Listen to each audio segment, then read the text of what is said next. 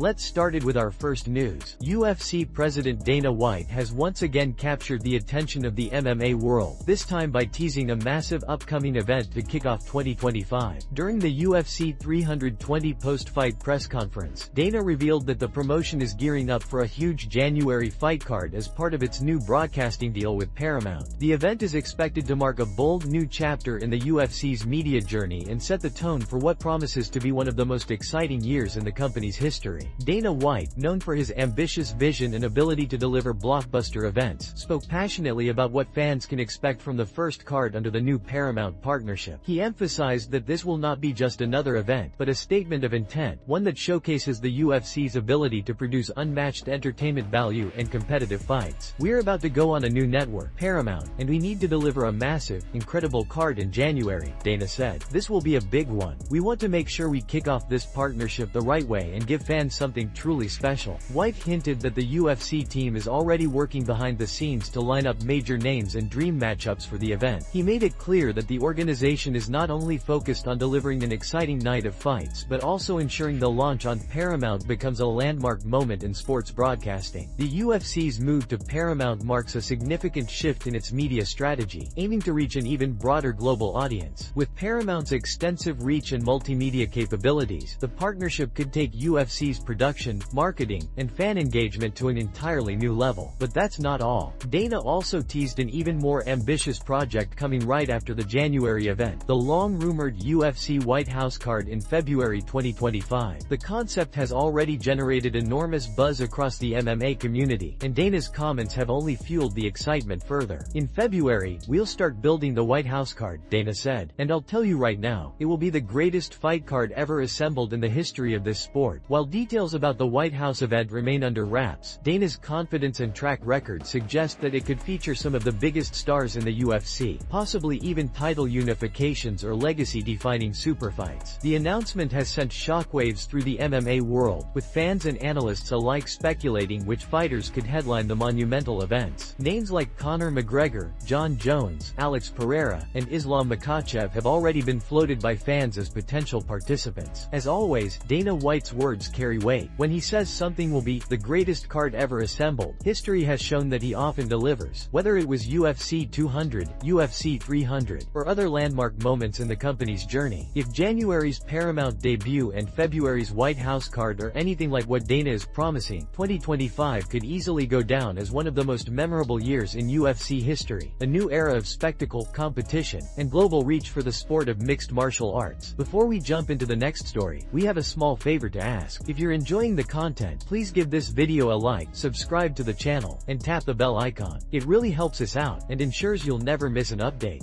Move on to another news. Tsarukyan has never been shy about sharing his opinions, and in a recent interview, the surging UFC lightweight contender made waves by claiming that he doesn't see Islam Makhachev beating Khamzat Chimaev in a potential superfight. While Makhachev is widely regarded as one of the best pound-for-pound fighters on the planet, Tsarukyan believes the size, strength, and physical dominance of Chimaev would simply be too much for the lightweight champion to handle. Currently, Islam Makhachev is preparing for his next challenge, a shot at the welterweight title against newly crowned champion Jack Della Maddalena at UFC 322, set for November 15. If Makhachev wins, it would mark an incredible achievement, becoming a two-division champion and strengthening his case as the best fighter in the world. However, despite the potential historic feat, Tsarukyan doesn't believe Makhachev could handle Khamzat Chimaev if the two ever met inside the octagon. Speaking to Alambek Badov, Tsarukyan explained his reasoning clearly and confidently. "Of course, Khamzat and Islam are on completely different levels physically," he said. "When you wrestle with Khamzat, it's not the same as wrestling with any other welterweight. He's incredibly strong and clamps onto you like a tick. Islam, on the other hand, is still a lightweight by build, by weight, by everything. No matter how much weight he tries to gain, it won't change that." Tsarukyan went on to say that even if Makhachev puts on extra muscle, it could actually hurt his performance. Maybe he'll add some extra kilos, but that could backfire. It might slow him down and make him gas out faster, he added. For Tsarukyan, the gap in natural size and power between the two men would be decisive. People forget that Islam fights in a division that's 30 pounds lighter. Khamzat is used to manhandling big, strong welterweights and even middleweights. That's a huge difference. While fans may dream of seeing a super fight between Makhachev and Chimaev, Tsarukyan admits it's unlikely to happen champion anytime soon. Right now, that matchup seems pretty far-fetched, he said. Islam has his hands full at lightweight and welterweight, and Khamzat is focused on holding down his title at middleweight. However, Tsarukyan himself has plenty on his plate. He's set to face Dan Hooker on November 22nd, and a victory could propel him straight into a title shot against Makhachev. The Armenian-Russian contender made it clear he's confident in his chances if that opportunity comes. "I believe in myself," Tsarukyan said firmly. "I know I won't fight at his range. I'll impose my style, and I'm confident in my wrestling. Islam won't be able to defend my takedowns, I'm sure of that." He also criticized Makhachev's training habits, suggesting the champion doesn't face real threats in the gym. He spends his time hitting pads, doing boxing drills, and sparring with guys who don't even shoot for takedowns. People see him drop those guys and think he's unbeatable. But if you took him to a gym in Chechnya or Dagestan, I'm telling you, even an amateur wrestler would take him down and ground and pound him. While some fans may view Tsarukyan's comments as bold or even disrespectful, others see them as a sign of his growing confidence and hunger for the top spot. As one of the brightest young contenders in the lightweight division, Tsarukyan continues to make headlines not just with his performances inside the octagon, but also with his willingness to challenge the sport's biggest names. Whether or not his predictions come true, one thing is clear: Arman Tsarukyan isn't afraid of anyone, not Islam Makhachev, not Khamzat Chimaev, and not the spotlight that comes with calling them out. Move on to another news. Islam Makhachev is making headlines once again, this time not for his dominance inside the octagon, but for his massive physical transformation ahead of his upcoming welterweight title fight against Jack Della Maddalena, JDM, at UFC 322. After years of ruling the lightweight division, the reigning 155-pound champion decided to move up and chase gold in a second weight class. However, as Makhachev himself admitted, the journey to bulking up for the welterweight division wasn't as smooth as he initially expected. When the announcement first dropped that Islam would challenge Della Maddalena for the welterweight crown, many fans and analysts questioned whether he could handle the natural size and strength of the bigger fighters at 170 pounds. But new footage and photos have silenced those doubts. Makhachev now looks more powerful than ever, carrying a noticeably thicker frame and added muscle mass, a transformation that even surprised his longtime coach, Javier Mendez. In an interview with Red Corner MMA, Mendez confirmed just how big Makhachev has become during his training camp. "I was thinking we were going to be quite a bit smaller than Jack," Mendez admitted. "But then I saw Islam recently. He's put on the weight really nicely. I think Islam right now is sitting at a solid 191 pounds, so we're not going to have any problems with size or strength when we move up in weight." This revelation came as a surprise to many fans, as Makhachev typically walks around close to 180 pounds during lightweight fight camps. Reaching nearly 191 pounds means he's added a significant amount of lean muscle, and according to Mendez, it hasn't affected his conditioning or speed. The coach also revealed part of the team's game plan for JDM, hinting that Makhachev's approach will depend on what opportunities present themselves during the fight. "If Islam has to stand with him because he can't take him down, then he'll stand with him," Mendez explained. "We'll take whatever openings we can get, whether they come from Jack's mistakes or from the pressure we create. We're not necessarily looking to force it to the ground, we're going to take advantage wherever the fight goes." While Makhachev's immediate focus is on capturing the welterweight belt, he's also made it clear that his ambitions don't stop there. The Dagestani champion has teased a move to middleweight, 185 pounds, in the future, with the goal of becoming the UFC's first ever triple champion. If successful, it would mark one of the most extraordinary achievements in MMA history. To further add to the anticipation, middleweight fighter Punahele Soriano recently shared a story about training with Makhachev years ago, back when the Dagestani was still fighting at lightweight. In an interview with MMA Junkie's Mike Bone, Soriano recalled just how dominant Makhachev was, even against much larger opponents. "Ali Abdelaziz texted me one day asking if I wanted to train," Soriano said. "I wasn't really in shape at the time, but I went in anyway. It ended up being just me and Islam. This was still 155-pound Islam, and I was a middleweight, and he just beat the hell out of me for the whole session. The guy's strength and control were unreal." Soriano believes that Makhachev's build and athleticism will translate perfectly at welterweight. "He's got a big frame. He'll fill out just fine. Honestly, I think he and Jack have a pretty similar build. It's going to be a great fight," Soriano added. As the highly anticipated Makhachev vs Della Maddalena bout draws closer, fans are eager to see how the pound-for-pound king performs against a naturally bigger and more powerful opponent. If Makhachev can successfully capture a second world title, it won't just cement his legacy as one of the greatest fighters of his generation, it might also set the stage for an unprecedented run toward becoming the UFC's first three-division champion.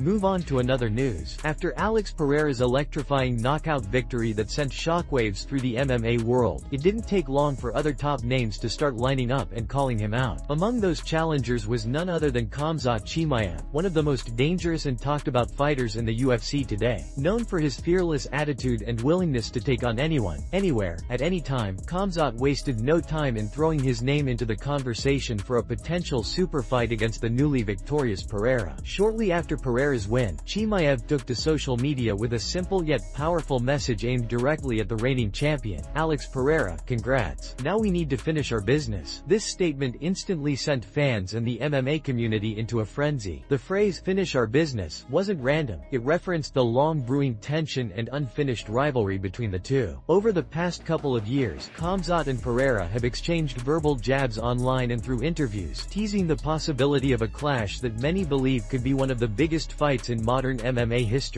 For context, both fighters represent two of the most feared skill sets in the sport today. Alex Pereira, a former Glory kickboxing world champion and current UFC superstar, has made a name for himself with his devastating knockout power and precise striking. He's one of the few fighters who can end a bout with a single punch, something he's proven time and time again inside the octagon. His recent first-round finish only reinforced that reputation, cementing his position as one of the most dangerous men in combat sports. On the other hand, Khamzat Chimaev, the undefeated phenom from Chechnya, has been equally dominant, but with a completely different style. Where Pereira relies on elite-level striking, Chimaev is a relentless grappler with suffocating pressure and explosive takedowns. His ability to overwhelm opponents, both physically and mentally, has drawn comparisons to legends like Khabib Nurmagomedov. The idea of matching Pereira's knockout power against Chimaev's grappling dominance is the kind of stylistic contrast that could headline any major UFC event. The call-out immediately sparked discussions among fans and analysts. Many believe that if the UFC decides to make this fight, it could potentially break viewership records. Not only would it be a clash between two elite talents at the peak of their careers, but it would also have massive implications for the future of multiple divisions. With Pereira's recent success at light heavyweight and Chimaev's ambitions of moving up and capturing titles in multiple weight classes, the timing for this super fight couldn't be better. Khamzat's message also showcased the respect he holds for Pereira. Instead of resorting to trash talk, his congratulatory tone hinted at mutual acknowledgement between two warriors who recognize each other's greatness. Yet, beneath that respect lies an undeniable hunger, the drive to prove who truly belongs on top. The MMA community has already started to speculate what this matchup might look like. Could Chimaev's wrestling neutralize Pereira's deadly striking? Or would Pereira's precision and timing be enough to stop Khamzat's relentless forward pressure? These questions have only fueled anticipation, with many calling it a potential fight of the year candidate before it's even announced. As things stand, the UFC has not made any official statement regarding this matchup. However, given the fan reaction and the attention it has already generated, it wouldn't be surprising if Dana White and the promotion began exploring the idea seriously. Both fighters are global stars, both have massive fan bases, and both seem eager to make the fight happen. In the world of mixed martial arts, moments like this are what fans live for. Two dominant forces, each confident in their abilities, destined to collide. If Khamzat Chimaev and Alex Pereira truly finish their business, it could very well go down as one of the most iconic showdowns in UFC history. So the question remains, who should Alex Pereira fight next? Should it be Khamzat Chimaev, the undefeated powerhouse looking to make history, or another top contender waiting for their shot? Whatever happens, one thing is certain, the anticipation for Pereira's next fight has reached a fever pitch. Move on to another news. Following his spectacular victory over Magomed Ankalaev, UFC superstar Alex Pereira has revealed some unfortunate news regarding his health. What was initially an incredible night of triumph for the Brazilian champion took an unexpected turn after reports surfaced that he may have sustained a serious injury during the bout. After his dominant first-round TKO win at UFC 320, Pereira was seen backstage wearing a protective brace on his right foot. This immediately sparked concern among fans and media, with many wondering if the injury had occurred before the fight or if it happened during one of his trademark leg kicks. Speculation quickly began spreading online, with fans questioning whether Pereira entered the octagon already hurt. However, Pereira himself addressed the rumors directly in a post-fight interview with ESPN and later during his UFC 320 press conference. He clarified that the injury did not exist prior to the fight but rather occurred early in the opening round. According to Pereira, he felt a sharp pain in his foot immediately after landing a powerful kick on Ankalaev's lead leg. As Ankalaev switched his stance to adjust, Pereira realized something was wrong. "I think I broke my foot when I kicked his leg," Pereira revealed. "It happened within the first few seconds of the fight. As soon as he changed his stance, I could feel it. I believe it might be my toe or one of the bones in my foot." Despite suffering what appears to be a significant injury, Pereira showed no visible sign of slowing down during the bout. He continued to apply pressure, landed heavy strikes, and ultimately finished Ankalaev with his signature precision and power. The fact that he was able to perform at such an elite level while possibly fighting with a fractured foot is a testament to his toughness and warrior spirit. At this point, Pereira is awaiting an official medical evaluation to confirm the extent of the injury. The UFC medical team and orthopedic specialists will determine the severity and provide a recovery timeline. Depending on the results, his return could be delayed, though Pereira made it clear that he intends to heal properly before stepping back into the cage. "Right now, I'm not sure when I'll be fighting again," Pereira said. "The doctors will look at my foot and tell me how long I'll need to recover. I'll wait for their advice before making any decisions." The news comes as a disappointment to fans who were already speculating about Pereira's next fight, including potential blockbuster matchups against names like Khamzat Chimaev, Jamahal Hill, or even a rematch with Yuri Prohaska. While those plans may need to be postponed, Pereira's camp remains optimistic that his recovery will go smoothly. This revelation also highlights the remarkable durability that fighters often display inside the octagon. Competing at the highest level of the UFC means pushing through pain, fatigue, and injuries, yet Pereira's ability to remain composed and deliver a flawless performance despite a possible fracture underscores his mental and physical resilience. Fans and fellow fighters alike have flooded social media with messages of support, praising Pereira's courage and professionalism. Many pointed out that if he was capable of producing such a dominant win with a broken foot, it only further solidifies his reputation as one of the most dangerous fighters on the planet. As the MMA world waits for official updates from the UFC and Pereira's medical team, the focus now shifts to his recovery. While the injury is undoubtedly a setback, it also adds another chapter to the growing legend of Alex Pereira, a champion whose heart, skill, and toughness continue to inspire fans across the globe. Once cleared, fans can expect Pereira to return stronger than ever, ready to defend his legacy and chase even greater achievements inside the octagon. Until then, the MMA community watches closely, wishing the King of Violence a full and speedy recovery.